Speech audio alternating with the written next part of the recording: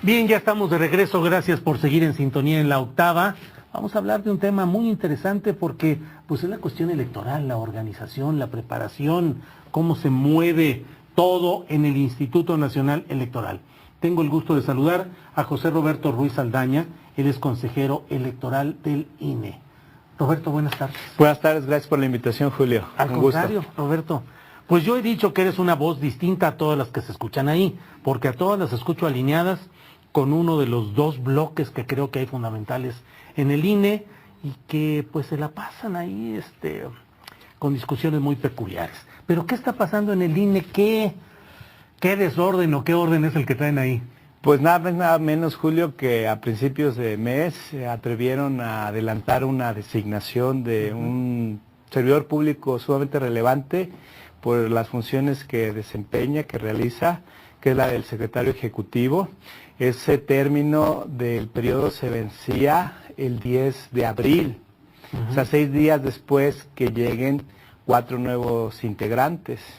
Y eso, pues, constituye un fraude a la ley, es decir, aparentemente dentro de la legalidad, pues aprovecharse de un vacío para sacar un beneficio, y ese beneficio es excluir de esa decisión a los nuevas integrantes del Consejo General.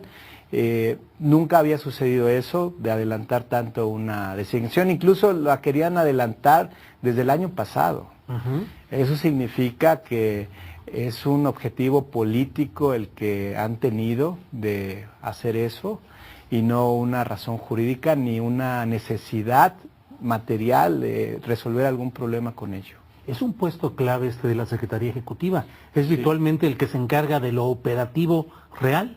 Sí, es el quien coordina a las áreas también ejecutivas, quien tiene que ver todos los temas de las licitaciones, quien es el jefe de todos los delegados del INE en pues todo el país, por poner algunos ejemplos. Y mira lo que son las cosas curiosas, Julio, que hace algunos meses el diputado Pablo Gómez hablaba ante la posibilidad de una reforma electoral, que debía de existir nada más un solo pues director ejecutivo y ya desaparece el Consejo. Es un modelo digno de analizarse.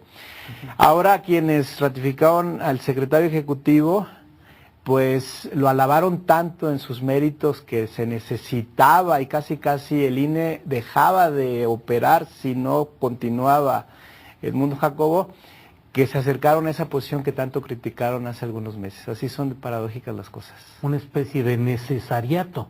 O sea, se necesita porque se necesita y debe seguir el mundo Jacobo. Sí, es un discurso que en realidad molesta, porque desde hace meses traen pues estos grupos que tú bien describes, y sobre todo más el del consejero presidente, una narrativa de nos atacan, está en peligro la institución, estamos bajo acoso, pero pues no es nada cierto. Lo único que yo he visto es que las cosas han cambiado y creo que para bien, en el sentido que van 2 años que la Cámara de Diputados no asigna lo que siempre han estado pidiendo de presupuesto por parte de esta mayoría en el INE.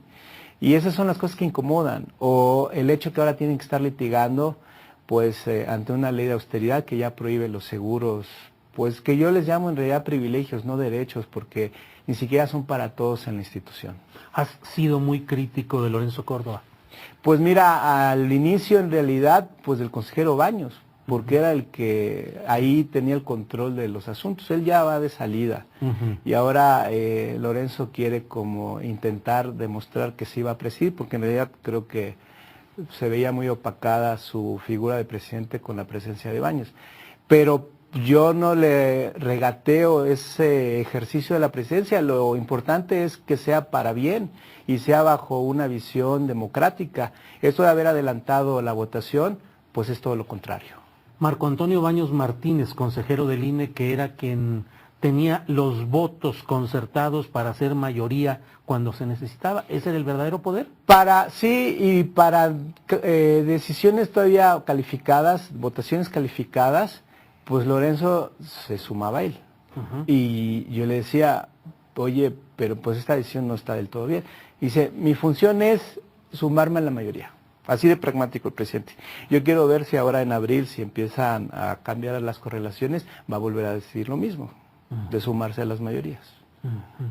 Esa mayoría que viene será una mayoría que tendrá necesaria, digo, en la política real, pues un sello cercano al actual poder político que es Morena. Bueno, ya tendrán la última palabra las y los legisladores de la Cámara de Diputados, pero como bien dices, las mayorías han sido quienes han designado consejeros y consejeras del INE y en su momento del IFE. Creo que esa parte no debía de escandalizar, pero en suma, pues ya tendrá la última palabra la Cámara de Diputados.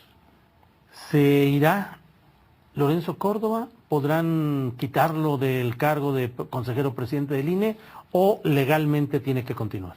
Bueno, yo pienso que hay un mandato claro que él debe de estar 9 años. Si se fuera sería por decisión y porque su conciencia se lo dijera. Un caso como Eduardo Medina Mora de ya me voy y dejo ahí bueno, el cargo. Creo que ahí hubo temas de dineros, ¿no? Habría que ver si hay esas mismas razones acá, no lo sé, pero en suma, pues sí depende de cada servidor público pensar cuáles deben ser sus funciones, sus propósitos. Yo creo que podría haber pasado la historia Lorenzo como un gran presidente, pero nada de las grandes decisiones del INE las quiere abordar. Por ejemplo, hay mucha desigualdad en los ingresos de todo el personal de la institución. Hay quienes no ganan ni 7,000 pesos al mes. Y hay quienes están litigando por ganar más que el presidente. O sea, ese tipo de cosas son las que deberían de estar ocupando la atención de pues, la presidencia del Consejo General. O, por ejemplo, el evitar ya tantas subcontrataciones, porque para eso tenemos personal, para que se hagan esas tareas. Entonces, claro que hay una visión distinta en la institución y claro que es importante que la ciudadanía sepa que esas dos visiones se están confrontando hoy por hoy en México. En todo este contexto, ¿qué viene en abril?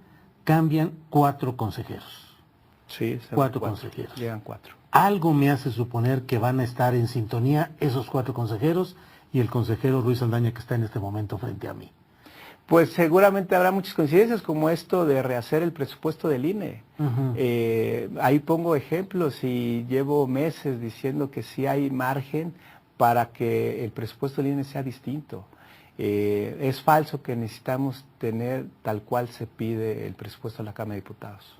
5 consejeros más 1 que de los otros bloques se pasara a esta propuesta y habría mayoría en el INE para tomar decisiones que irían en un sentido al menos distinto de lo que hasta ahora se ha hecho en el INE.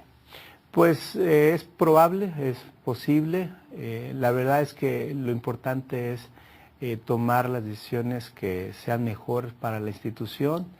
Sin duda en muchos asuntos se irá reflejando pues esa confrontación. En el caso de las votaciones calificadas como la de Edmundo, que son de 8 votos, pues lo que se necesita es negociar, pero ahora fue un mal mensaje con este madruguete, pues de no querer precisamente negociar con quienes lleguen.